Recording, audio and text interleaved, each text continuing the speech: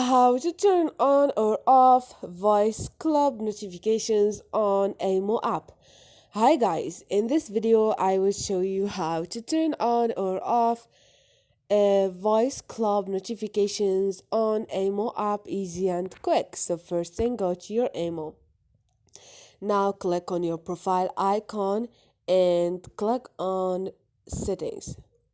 And you have the first option, which is notifications. Click on it, and here you have Voiceclub.